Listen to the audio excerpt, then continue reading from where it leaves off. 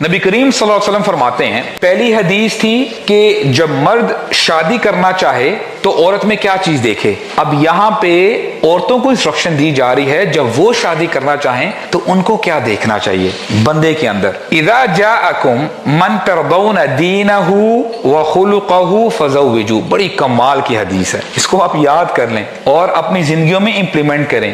ہمارے نبی نے فرمایا صلی اللہ علیہ وسلم، اور یہ جو لڑکی والے ہیں نا، جو لڑکی کے ماں باپ ہیں، وہ بھی غور سے سنیں. ہمارے نبی بتا رہے ہیں صلی اللہ علیہ وسلم، اگر تمہارے پاس کوئی شخص آئے، کوئی نوجوان آئے، کوئی مرد آئے جس سے تم راضی ہو اس کے دین پر، اور ایک اور چیز بڑی زبردست کمال کی ایڈ کی ہے، وَخُلُقَهُ، اور اس کے اخلاق پر تم راضی ہو، فَزَوِّجُوهُ، تو پھر تم اس شخص کے ساتھ اپنی بیٹی کی شادی کر دو. اور یہاں پہ اشارہ یہ ہے کہ یہ نہیں بتایا، دیکھیں یہ جو اخلاق کا ایسپیکٹ ہے عورتوں کے بارے میں یہ آپ نے نہیں فرمایا صلی اللہ علیہ وسلم. مردوں کو زیادہ ضرورت ہے کہ اپنے اخلاق اچھے کریں. دین صرف کافی نہیں ہے، دین اخلاق کے بغیر انکمپلیٹ ہے. اور ہمارے نبی نے صلی اللہ علیہ وسلم یہ بھی نہیں فرمایا کہ دینھا وخلقھا، یعنی لڑکیوں کے لیے بات نہیں کی، مردوں کو ایڈریس کیا ہے کہ اگر تمہارے پاس کوئی نوجوان آئے جو دین والا ہو، دیندار ہو اور اخلاق کا بہترین ہو، اس کے اخلاق بڑے اچھے ہوں، تو اپنی لڑکیوں کی، اپنی بیٹیوں کی شادی کر دو. کیونکہ ہو سکتا ہے کہ apparently on the face of it بندہ بڑا پرہیزگار لگ رہا ہو، داڑھی بھی ہو، نمازیں بھی پڑھتا ہو، لیکن ہو سکتا ہے جب یہی شخص جب اپنے گھر جاتا ہے، گالی گلوچ کرنا، غصے میں آ جانا، اور بچے ڈر کے مارے بھاگ رہے ہیں کہ دیکھو ابا جی آ گئے ہیں. دین ایسا تو نہیں ہے.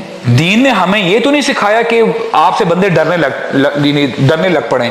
اور واقعہ یہ ہے، دس از دا ریالٹی، جو بندہ دل پہ چلنے شروع ہو جاتا ہے نا، اٹ از ایز ایف کہ ہنسنا اس پر حرام ہو گیا، وہ مسکرا نہیں سکتا. اب یہ کیا بات ہوئی؟ نبی کریم صلی اللہ علیہ وسلم کے اخلاق ایسے ہیں، بسامن ضحاکن آپ کے بارے میں آیا صلی اللہ علیہ وسلم. بسامن کا مطلب یہ ہے he used to laugh always، ہمیشہ ان کو ہنستے ہوئے لوگ پاتے تھے، اور صرف خود نہیں مسکرایا کرتے تھے، آپ صلی اللہ علیہ وسلم کے ارد گرد جو بھی لوگ ہوتے تھے نا، آپ سب کو ہنسایا کرتے تھے. سبحان اللہ، اتنی زبردست پرسنالٹی تھی آپ کی صلی اللہ علیہ وسلم کی. تو یہ سنت کہاں گئی؟ جو اسلام کو فالو کر رہے ہیں اس سنت پہ کیوں نہیں عمل کرتے ہم لوگ؟ دیکھیں دین جو ہمیں بتایا گیا نا کہ نماز پڑھو، روزے رکھو، زکوٰۃ ادا کرو، دین صرف اسی چیز کا نام نہیں ہے. وہ واقعہ کیا ہمیں یاد نہیں ہے جہاں پہ ہمیں یہ بتایا کہ ایک خاتون تھی، نمازوں میں بہت اچھی تھی، تہجد بھی پڑھا کرتی تھی، روزے بھی رکھا کرتی تھی، چیریٹی صدقہ بھی کیا کرتی تھی، لیکن اپنے پڑوسی کو گالی گلوچ بھی دیا کرتی تھی. پتہ ہمارے نبی صلی اللہ علیہ وسلم نے کیا فرمایا؟ لا خیر فیہا، اس عورت میں کسی قسم کی خیر نہیں ہے، ہی فی النار، اور وہ جہنم میں جائے گی. کہاں گئی وہ نمازیں؟ کیونکہ نماز بندہ پڑھتا ہے اپنے کیریکٹر کو بہتر کرنے کے لیے، اپنے اخلاق کو اچھا کرنے کے لیے، اپنے دل کو نرم کرنے کے لیے. تو دین ہمارے لیے آسانی پیدا کرنے کے لیے ہے، ہمارے دلوں کو نرم کرنے کے لیے ہے. اور ایک شخص آیا سوال کرنے کے لیے نبی کریم صلی اللہ علیہ وسلم سے کہ میں اپنی بیٹی کی شادی کرنا چاہتا ہوں، فلاں شخص کے ساتھ میں کیا شادی کروا دوں اس کی، اپنی بیٹی کی. تو ہماری نبی نے صلی اللہ علیہ وسلم نصیحت کی، اس کو آپ غیبت نہیں کہہ سکتے، نصیحت کی کہ اس شخص سے شادی مت کروانا. کیوں؟ لا یضع العصا عن عاتقہ، جس کا مطلب یہ ہے، عصا آپ کو پتہ ہے نا، سٹاف کو کہتے ہیں، سٹک کو کہتے ہیں، عاتق کہتے ہیں اپنے گلے، یعنی آپ اپنے شولڈر سے، کہ وہ چھڑی اپنے شولڈر سے، اپنے کندھے سے نیچے کرتا ہی نہیں ہے. تو علماء نے اس کے دو مفہوم بتائے ہیں. ایک تو یہ ہے کہ یہ بندہ ہمیشہ سفر پہ ہی رہتا ہے، جو کہ شادی شدہ مرد اور عورت کے لیے اچھا نہیں ہے زیادہ سفر کرنا. اگر مرد زیادہ دیر تک باہر رہتا ہے، مہینوں گھر نہیں آتا، تو اس سے اذیت ہوتی ہے دونوں کو. سیکنڈلی کہ یہ شخص اپنی بیوی کو مارے گا، پھر کہ یہ غصے میں زیادہ جلدی آ جاتا ہے. اسی لیے ایک شخص آیا نا نبی کریم صلی اللہ علیہ وسلم کے پاس اور کہتا ہے کہ یا رسول اللہ، آپ مجھے وصیت کریں، مجھے کوئی اچھی بات بتائیں کہ جس سے میں اپنے اخلاق بہتر کر سکوں. آپ صلی اللہ علیہ وسلم نے فرمایا لا تغضب، غصہ مت کرو. اور بندہ پھر اپنے دل میں سوچتا رہا کہ ٹھیک ہے، اچھا میں غصہ کرتا ہوں کہ ٹھیک ہے میں اب غصہ نہیں کروں گا. اس نے پھر دوسرا سوال کیا کیونکہ نبی کریم صلی اللہ علیہ وسلم کے پاس کوئی شخص ہے تو یہ اپرچونٹی بار بار تھوڑی ملے گی. سبحان اللہ. یا رسول اللہ مجھے اور وصیت کریں تاکہ میں اپنے آپ کو بہتر بنا سکوں. آپ صلی اللہ علیہ وسلم نے پھر ریپیٹ کیا لا تغضب، اے بندے غصہ مت کر. اور پھر تیسری دفعہ اس بندے نے پوچھا ہو سکتا ہے ابھی مجھے کوئی نئی بات پتہ چلے گی تاکہ میں اس کو فالو کروں. آپ صلی اللہ علیہ وسلم نے اس کے پوچھنے پر پھر فرمایا لا تغضب، غصہ مت کر. 3 دفعہ وہی جواب دیا. تو اس کا مطلب کیا تھا؟ وہ اس بندے کے اندر بڑا غصہ تھا.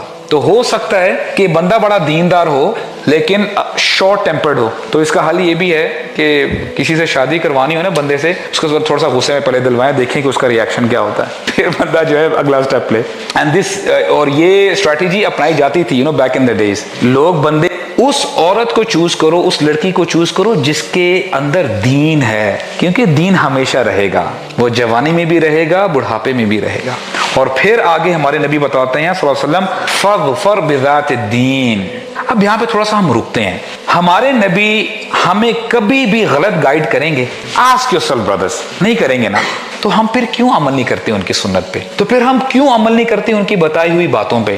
ہمارے نبی نے ہمیں انسٹرکشن دی ہیں صلی اللہ علیہ وسلم، اس لڑکی کو چوز کرو جس کے اندر دین ہے، جس کے دل میں دین ہے، وہ دین کو پرائیورٹی دیتی ہے. فَاظْفَرْ بِذَاتِ الدِّينِ، چوز دی آپشن آف دین، دین کو چوز کرو. اس سے ہوگا کیا؟ بڑا زبردست انداز ہے. ہمارے نبی نے آگے مزید گارنٹی دے دی، اس سے امید ہے کہ تم زندگی میں بھی کامیاب ہو جاؤ گے اور آخرت میں بھی کامیاب ہو جاؤ گے. تو یہ ایک بڑی جو ہے زبردست حدیث ہے. تو اس کو انشاءاللہ پریکٹیکلی سوچیں اور اس کو امپلیمنٹ کریں.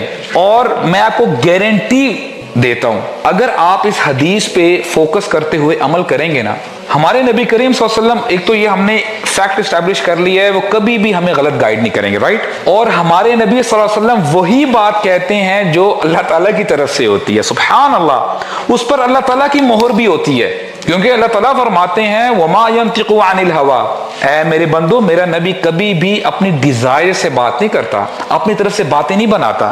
وہ بات وہی کہتا ہے ان هُوَ إِلَّا وَحْيٌ يُوحَىٰ، جو میں وہی کرتا ہوں، اس کے دل پہ اتارتا ہوں، وہ وہی اس کی زبان سے جاری ہوتا ہے. تو جس بات کی گارنٹی، جس بات کی انسٹرکشن ہمارے رب اور ہمارے نبی دے رہے ہیں صلی اللہ علیہ وسلم، تو ہمیں رائٹ لیفٹ دیکھنے کی ضرورت ہے؟ کسی اور کا سجیشن چاہیے ہمیں؟ خدا کی قسم دین کے ہوتے ہوئے ہمیں کسی کی گائیڈنس، کسی کی انسٹرکشن نہیں چاہیے. کیونکہ اللہ تعالیٰ فرماتے ہیں الیوم اکملت لکم دینکم واتممت علیکم نعمتی. حجۃ الوداع کے موقع پر اللہ تعالیٰ نے آیات نازل کی. اللہ تعالیٰ فرماتے ہیں آج کے دن میں نے تمہارے لیے تمہارا دن مکمل کر دیا ہے. واتممت علیکم نعمتی.